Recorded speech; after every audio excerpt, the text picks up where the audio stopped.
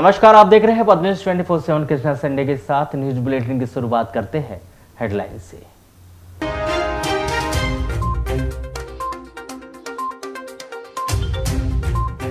गांव की सरकार बनाने चढ़ने लगा चुनावी रंग। 3 जून को रिकॉर्ड तोड़ 1165 प्रत्याशियों ने भरा पर्चा। सीएम राइज स्कूल की परीक्षा देकर मलाजखंड वापस लौट रहे शिक्षकों की गाड़ी खाई में गिरी, 4 लोग हुए घायल।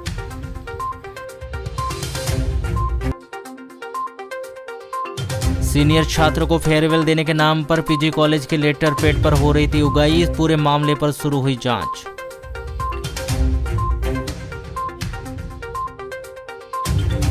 गुलाम भारत से आजाद भारत तक 100 साल में 30 नगरपालिका अध्यक्ष का रहा है बालाघाट में कार्यकाल।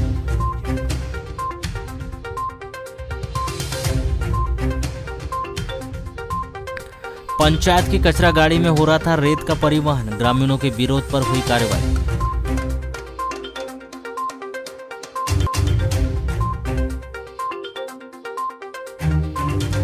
नगरीय निकाय चुनाव के लिए मतगणना स्थल पर असमंजस की स्थिति।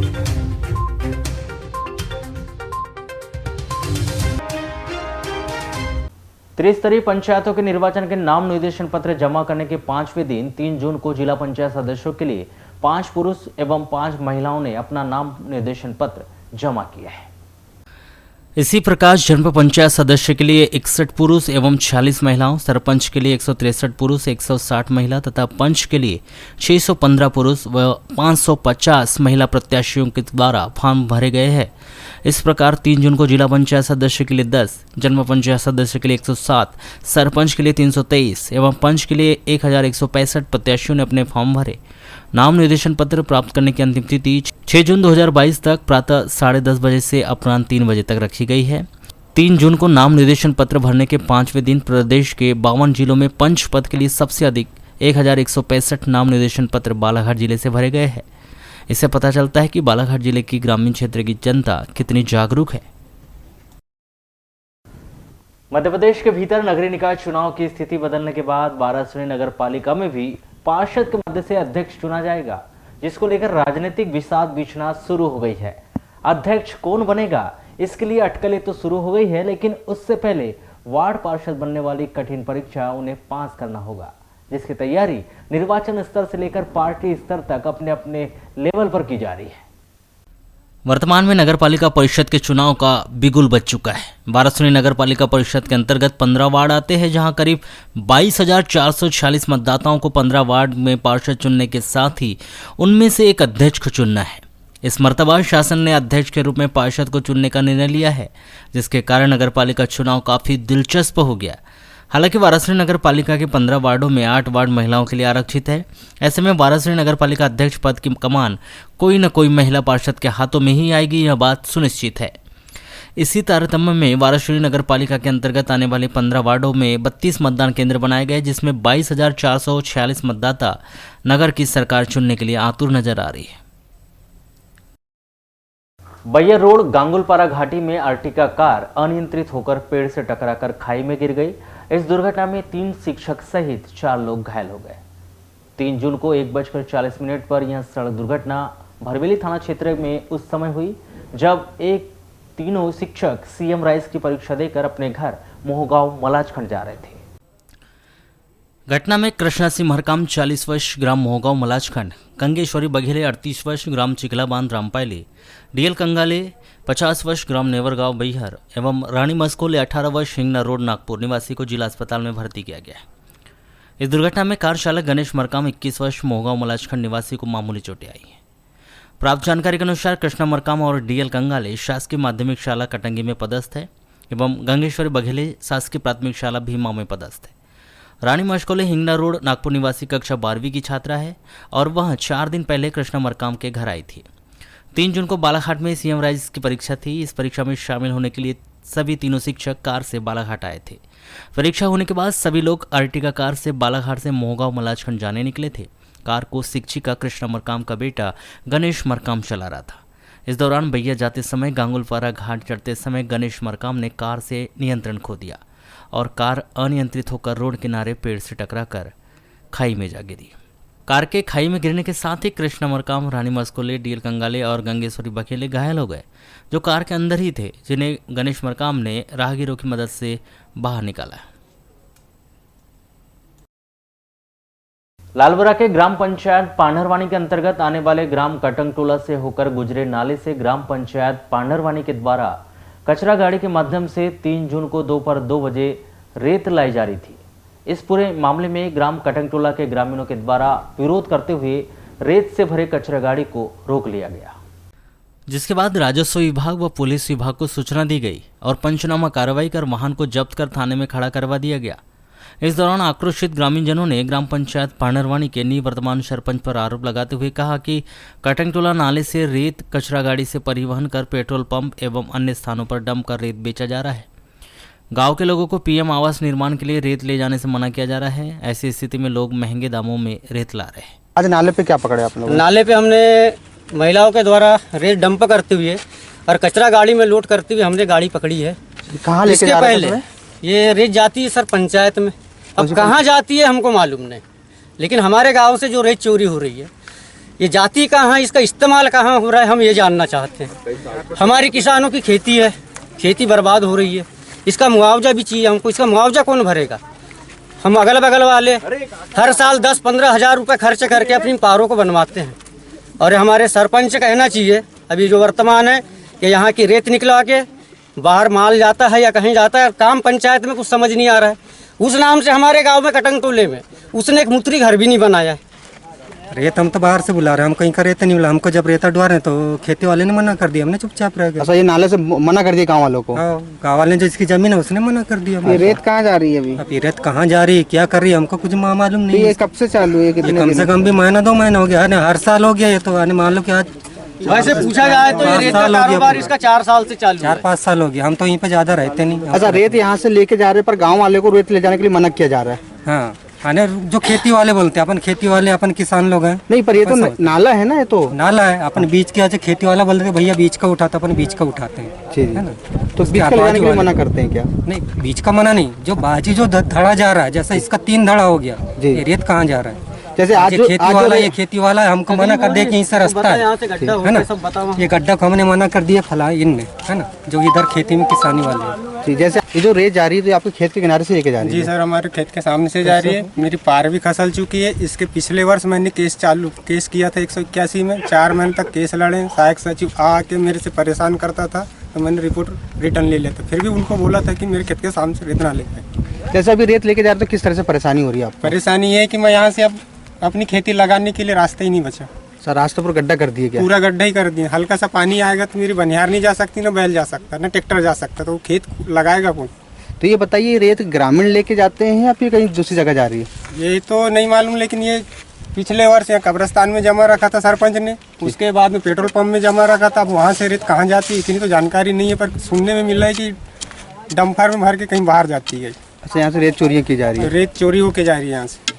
पांढरवानी सचिव राजेंद्र बांगरे ने बताया कि कचरा गाड़ी में पंचायत क्षेत्र का कचरा उठाने के बाद वाहन को पंचायत में खड़ा करने वाहन कर्मचारी को निर्देशित किया गया है, परंतु वह कचरा खाली करने नाले की ओर गया होगा और इस दौरान उन्होंने क्या किया पता नहीं, क्योंकि हम लोग पंचायत के निर्वाचन की प्रक्रिया में व्यस्त थे। साथ ही हमें बताया कि ग्रामीण जन जो आरोप लगा रहे हैं कि कचरा गाड़ी से पंचायतों में रेत लाई जा रही है, यह सभी आरोप निराधार है। इस पूरे प्रकरण पर चर्चा के दौरान पटवारी शिवलाल अड़मे ने बताया कि कटंगटोला नाले से रेत का परिवहन करते हुए कचरा गाड़ी को पकड़ने की जानकारी ग्रामीण जनों ने दी थी, जिसके बाद नाले पहुंचकर पंचनामा कार्रवाई कर अग्रिम कार्रवाई के लिए उच्च अधिकारी को पत्र प्रेषित किया जाएगा। राज्य निर्वाचन आयोग के द्वारा वर्ष 1995 की तर्ज पर एक बार फिर नगरपालिका नगर पंचायत में पार्षद दल के नेता को अध्यक्ष बनाए जाने की प्रक्रिया अपनाई जा रही है, जिससे इस बार फिर पार्षद का चुनाव बहुत अधिक दिलचस्प होने की उम्मीद जताई जा रही है। बात यहाँ हम नगर पालिका परिषद बालाघाट की कर रहे हैं। दरअसल ब्रिटिश शासनकाल में बालाघाट नगर पालिका का गठन हो चुका था। इस दौरान 1904 से लेकर 1995 तक मनोनीत सदस्य फिर प्रशासक के द्वारा नगर पालिका की कमान संभाल ली गई। वर्ष 2000 में अनुभा मुंजारे पहली बार जनता के द्वारा निर्वाचित अध्यक्ष बालाघाट नगर पालिका तक पहुंची। उसके बाद से लेकर अब तक 22 साल के कार्यकाल के दौरान 20 साल में 4 बार अनुभा मुंजारे लगभग 10 वर्षों तक नगर पालिका अध्यक्ष रही। इस बीच असंतोष प्रशासनिक कार्रवाई के चलते उषा चौरसिया और वंदना बारमाटे ने कुछ समय के लिए नगर पालिका की बागडोर संभाली थी। इसके अलावा भारतीय जनता पार्टी के वरिष्ठ नेता रमेश रंगलानी और अनिल धुआरे भी एक बार अध्यक्ष पद पर आसीन रह चुके हैं। कोरोना संक्रमण काल और अन्य दूसरी वजह से 2 वर्ष से एक बार फिर नगरपालिका प्रशासनिक अधिकारियों के द्वारा संचालित की जा रही थी। आपको बता दें कि वर्ष 1950 से लेकर 2015 तक 30 अध्यक्षों का कार्यकाल नगरपालिका बालाघाट के मध्य रह चुका है। इस दौरान शहर के बड़े, वरिष्ठ और जाने माने लोग भी इस पद पर आसीन रह चुके हैं। नगरपालिका अध्यक्ष पद पर नारायण कृष्ण केलकर, चिंतामन केलकर, दानवीर MM मुन्ना साहब, शहर को मेन बोर्ड स्कूल की जमीन दान करने वाले राय दुर्गा प्रसाद, देवी चरण निर्गुण, कन्हैयालाल खरे, वेदनाथ शुक्ला, राय शारदा प्रसाद, विपुल अग्रवाल, सुरेंद्रनाथ खरे, सूरज प्रसाद तिवारी, रविंद्रनाथ शुक्ला, बड़े उद्योगपति के रूप में अपनी अलग पहचान बनाने वाले रमणीक लाल त्रिवेदी, सीताराम जायसवाल, डॉक्टर श्री जोशी, इंदरचंद चतुर्मोहता, शील आनंद, भीम फुलसुंगे इस पद पर क्रमशः आसीन रह चुके हैं। निश्चित ही राज्य निर्वाचन आयोग के द्वारा पार्षद दल के नेता को अध्यक्ष चुनने की व्यवस्था 1995 की तर्ज पर एक बार फिर लागू कर दी गई, लेकिन इस कारण स्थानीय निर्वाचन प्रक्रिया में हिस्सा लेने वाले और राजनीतिक में जमे रहने वाले कई नेताओं को गहरा झटका लगा है। इसकी सबसे बड़ी वजह कुछ नहीं तो सीधे अध्यक्ष बनने की चाह रख रहे थे। बड़े स्तर पर राजनीति करने का अनुभव तो है, लेकिन सीधे जनता से जुड़ाव नहीं, जिस कारण पार्षद बनने की उम्मीद उन्हें नहीं है। यदि पार्षद भी बन गए और अध्यक्ष नहीं बने तो फिर पार्षद पद पर रहकर काम करना उनके अनुभव के अनुसार थोड़ा कम आधे वाला पद होगा। इसलिए कुछ ने इस दौड़ से अपने आप को अलग कर लिया, तो कुछ यही सोचकर चल रहे हैं कि जीते तो अध्यक्ष या उपाध्यक्ष बनने की कोशिश करेंगे। बहरहाल चुनावी ऊंट किस ओर करवट लेता है यह तो आने वाला समय ही बताएगा। 18 जुलाई को दूसरे चरण के चुनाव की मतगणना के बाद स्थिति स्पष्ट हो जाएगी कि किसके सर पार्षद बनने का ताज सजेगा। उसके बाद पार्षद दल का नेता कौन चुना जाएगा। वारासिवनी नगर में कॉलेज चौक स्थित रामपाली रोड पर गुरुवार की देर रात कृषि उपज मंडी वारासिवनी के उड़न दस्ते के द्वारा चेकिंग कार्य करते हुए 2 ट्रकों पर 27,940 रुपए जुर्माने की राशि वसूल की गई। भारत सरकार के द्वारा 3 नए कृषि कानून लाने के बाद प्रदेश सरकार के द्वारा मंडी अधिनियम में परिवर्तन किया गया था, परंतु 3 नए कानून खत्म होने के बाद पुराने मंडी अधिनियम के तहत मंडियों का संचालन किया जा रहा है, जिसमें शाम को मंडी प्रशासन SDM को मुखबिर से सूचना मिली कि वारासिवनी से महाराष्ट्र की ओर अन्य राज्यों के ट्रक व जिले के ट्रक अधिसूचित कृषि उपज का अवैध रूप से परिवहन कर रहे हैं, जिस पर SDM के द्वारा तत्काल देर रात करीब 10 बजे रामपाली रोड पर ट्रकों की चेकिंग करने के लिए आदेशित किया गया। आज हमारे उड़न दस्ता दल कृषि उपज मंडी वारासिवनी द्वारा औचक निरीक्षण वाहनों की चेकिंग किया गया है, जिसमें एक जो ट्रक है वो लालबर्रा बिरसोला से नागपुर के लिए जा रहा था, जिसमें मंडी से संबंधित कोई कागजात नहीं पाए गए हैं। क्या कार्रवाई की जा रही है अभी? इस पे मंडी अधिनियम के तहत जो है 5 गुने की कार्रवाई अभी की जाएगी। नगर के वार्ड नंबर 33 स्थित गायखुरी में व्यायामशाला को उप स्वास्थ्य केंद्र बनाए जाने को लेकर वहां के युवाओं में रोष व्याप्त हो गया है। गायखुरी के करीब 1 दर्जन युवा और स्थानीय जनप्रतिनिधियों ने शुक्रवार की दोपहर में कलेक्टर कार्यालय पहुंचे, जहां उन्होंने कलेक्टर को ज्ञापन सौंपकर व्यायामशाला को यथावत रखते हुए उप स्वास्थ्य केंद्र को अलग शासकीय भूमि पर बनाए जाने की मांग की। समस्या यह है कि हमारे यहाँ 15 वर्ष पूर्व अनुभा मुंजारे जब नगर पालिका अध्यक्ष थी तब एक व्यायामशाला बनाया गया था। वो व्यायामशाला आज से 5 साल पूर्व चालू की गई, जिसमें हमारे यहाँ वार्ड नंबर 33 के कुछ लड़के, कुछ नहीं काफ़ी संख्या में लड़के मेहनत करते थे, जिम करते थे, जिससे शारीरिक फिट रहते थे। चूँकि राजनीतिक लाभ लेने की दृष्टि से उसको उप स्वास्थ्य केंद्र बनाने का प्रयास किया जा रहा है, जिसकी मेरी जानकारी के अनुसार मुझे ऐसा लगता है कि उसकी राशि आवंटन हो गई है। तो वार्ड नंबर 33 में उप स्वास्थ्य केंद्र बनना चाहिए, अच्छी बात है, हमको सुविधा मिलेगी, हमारे वार्ड वालों को सुविधा मिलेगी, पर वो व्यायामशाला को छोड़ के अन्यत्र जगह दूसरी जगह बनाई जाए, जो राशि मिली गई है उसका सदुपयोग किया जाए, ना कि व्यायामशाला को लिपापोती करके उस पैसे की राशि का दुरुपयोग किया जाए। कोतवाली पुलिस ने नगर के वार्ड नंबर 13 बूढ़ी धुआरे गली में एक व्यक्ति को तलवार सहित गिरफ्तार किया है। गिरफ्तार व्यक्ति रोहित उर्फ बंटी कनौजिया 30 वर्ष वार्ड नंबर 13 बूढ़ी निवासी को न्यायिक अभिरक्षा में जिला जेल भिजवा दिया गया है। प्राप्त जानकारी के अनुसार 30 जून को बूढ़ी के धुआरे गली में रोहित उर्फ बंटी कनौजिया अपने हाथ में तलवार लेकर लहराते हुए घूम रहा था और अनावश्यक रूप से मोहल्ले में गाली गुप्तार कर रहा था, जिससे आने जाने वाले व्यक्ति डर रहे थे। जिसकी सूचना मिलने पर सहायक उप निरीक्षक राजू सिंह दाहिया और आरक्षक गजेंद्र माटे ने घेराबंदी करके रोहित उर्फ बंटी कनौजिया को पकड़ा, जिसके पास से 28 इंच लंबी तलवार मिली।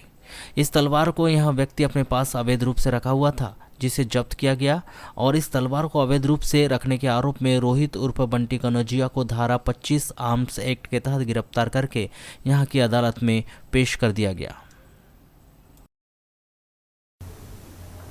नगर के शासकीय जटाशंकर त्रिवेदी स्नातकोत्तर महाविद्यालय में अध्ययनरत सेकेंड ईयर के छात्रों से विदाई कार्यक्रम के नाम पर छात्रों से 200 रुपए मांगे जाने का मामला सामने आया है तथा रुपए जमा नहीं करने पर उनके सीसी मूल्यांकन में नंबर काटे जाने की धमकी दी गई है।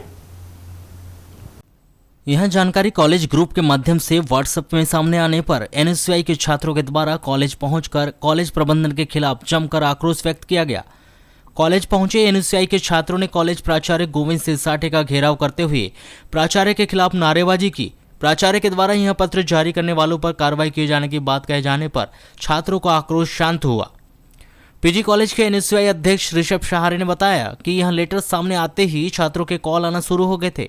पीजी कॉलेज में कुछ स्टूडेंट खासकर एबीवीपी के द्वारा विदाई समारोह कराने छात्रों से 200 से 300 रुपए का चंदा इकट्ठा किया जा रहा था। इसकी सूचना मिलने पर कॉलेज के प्राचार्य के पास आए हैं।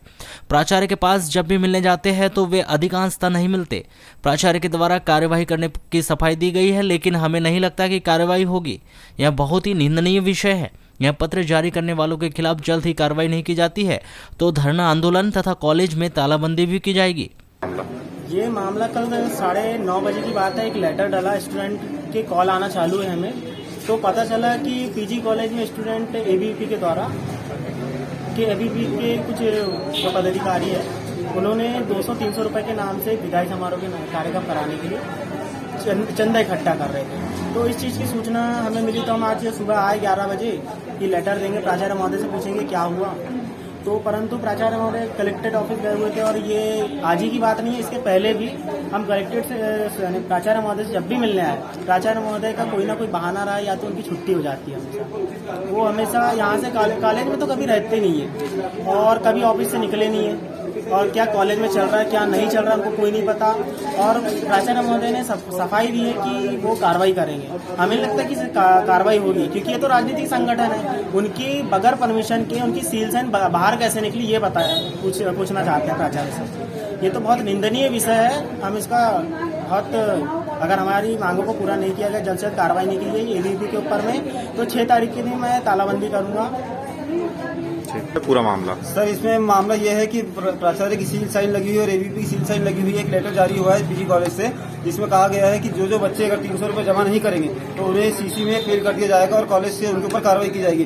जो सरासर गलत, शासकीय कॉलेज में जबरदस्ती लोगों से, बच्चों से डरा धमका के उनसे पैसे की वसूली की जा रही है, जिसके खिलाफ में हम उग्र आंदोलन करेंगे आगे। अभी प्राचार्य से क्या आश्वासन मिला है, क्या कहना है? से आश्वासन मिला है कि ये सील साइन बिल्कुल फर्जी है और हम इसके खिलाफ जो भी आरोपी है उनके खिलाफ में उचित कानूनी कार्रवाई कराएंगे और साइबर क्राइम से बात करके पता लगाएंगे कि ये गंदी हरकत किसके द्वारा की गई है। यदि इसमें कड़ी कार्रवाई नहीं होती तो आप लोग का कोई अगला कदम रहेगा इसमें? सर, अगले कदम में हम ये करेंगे कि जिसके ऊपर ये कार्रवाई, जिसने गंदी हरकत की है उनके खिलाफ में अगर ये कार्रवाई नहीं होती तो हम उनके खिलाफ में आंदोलन करेंगे, धरना प्रदर्शन करेंगे यहाँ पर कॉलेज में और कॉलेज की जवाबदारी तय करवाएंगे कि अगली बार से कभी ऐसी दुर्घटना यहाँ पर कॉलेज में कभी ना हो। बीए सेकेंड ईयर के छात्र हीरापुर निवासी हर्षवर्धन ने बताया कि विदाई समारोह के आयोजन में अश्विन, सौरभ सोनी और उनके अलावा 2-3 छात्र और भी थे। सभी लोगों ने तय किया था कि विदाई समारोह सेकेंड ईयर वालों को देंगे तथा यह भी तय किया गया था कि सभी लोग 300 रुपये जमा करेंगे, लेकिन कई लोग जमा नहीं कर पा रहे थे। इसके कारण आवेदन अश्विन बंसोड़ ने बनाया।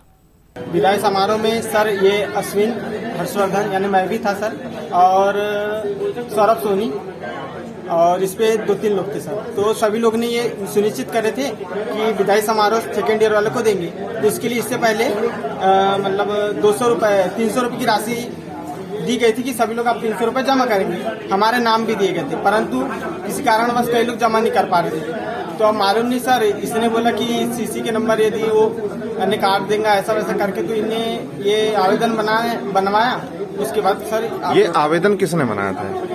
आवेदन उसने ही बनवाया था। किसने, नाम क्या है? अश्विन मंसूर। कौन सी कक्षा में है? BA second year sir. अच्छा, तो और इसमें जो ये जो सील साइन है ये इसकी किसने कोई की? जानकारी नहीं मालूम सर, इसकी कोई नहीं तो जानकारी आपका दोस्त है, आप लोग ने प्लान मित्र है बनाया? हमारी, हाँ। मित्र हमारा है, परंतु इसकी कोई जानकारी नहीं कि सील साइन उन्होंने कैसे। अच्छा, ये जानकारी कॉलेज प्रबंधक को थी कि ऐसा लेटर बना मालूम रहे नहीं हैं? सर। और ये जो सीसी के नंबर काट देंगे ये मतलब किसने कहा था या क्यों डाले ऐसा इसमें? इसकी जानकारी हमें नहीं। आप साथ में थे उनके? ये ऐसा साथ में था, परंतु इसकी जानकारी नहीं थी। पीजी कॉलेज के प्राचार्य गोविंद सिलसाटे ने बताया कि व्हाट्सएप ग्रुप के माध्यम से कल भी यह बात उनके संज्ञान में आई है कि आज कुछ बच्चों के द्वारा ज्ञापन भी दिया गया है कि ये BA सेकेंड ईयर के बच्चे हैं जिन्होंने फर्जी सूचना जारी की है। पत्र में जो सील साइन है वह भी फर्जी है। पत्र में लिखा गया है कि 200 रुपये आपको जमा करना है। जो जमा नहीं करेगा ऐसी स्थिति में CC के मूल्यांकन में कम नंबर दिए जाएंगे। पत्र जारी करने वालों के खिलाफ सख्त कार्रवाई करने वाले हैं। कल ही मेरे शाम को ये बात संज्ञान में आई मेरे व्हाट्सएप ग्रुप के माध्यम से, और आज कुछ बच्चों ने ज्ञापन भी दिया, और उसमें यही है कि सेकेंड ईयर के बच्चे हैं जिन्होंने ऐसा एक फर्जी सूचना जारी करी है, और जिसमें मेरे सील साइन जो है वो फर्जी है, और उसमें कहा गया है कि मतलब ये 200 रुपये आपको जमा करना है, और जो जमा नहीं करेगा उसके CC के मूल्यांकन में कम नंबर दिए जाएंगे। तो इनके खिलाफ हम जो है वो सख्त कार्रवाई करने वाले हैं, और एक सूचना अभी हम व्हाट्सएप ग्रुप पे भेज रहे हैं कि इस तरह से प्राचार्य द्वारा कोई सूचना नहीं निकाली गई है। क्या लगता है सर, आपके यहाँ से सील साइन आपकी किसी ने मिसयूज किया है या? सील साइन मिसयूज किया है, और उसने हस्ताक्षर वाली साइन का जो है वो उसमें डाला है, और इसके सख्त से सख्त हम निंदा करते हैं। आपकी सील बाहर कैसे गई सर यहाँ से? सील तो ये 2-3 विभागों में दे रखी है ये सील हमने, सिग्नेचर वाली, तो ये हमें फिर देखना पड़ेगा कि कहाँ से ये सील जो है वो लगी हुई है। क्योंकि सर जहाँ तक बच्चों का सवाल है, शरारती बच्चे हैं, कुछ ना कुछ करते, लेकिन कहीं ना कहीं ऐसा लगता नहीं कि जब तक विभाग का या अंदर का कोई बंदा इसमें इन्वॉल्व ना हो। ये जो है एक इन्वेस्टिगेशन का मामला है, और पहले हम अपने स्तर से इसका इन्वेस्टिगेशन करेंगे, और बाद में अगर कहीं कुछ पता चलता है तो उनके खिलाफ सख्त से सख्त कार्रवाई होगी, और यदि हमारे तक बातें नहीं होती तो फिर क्राइम ब्रांच में मामला दिया जाएगा, फिर पुलिस इसका निरीक्षण करेगी।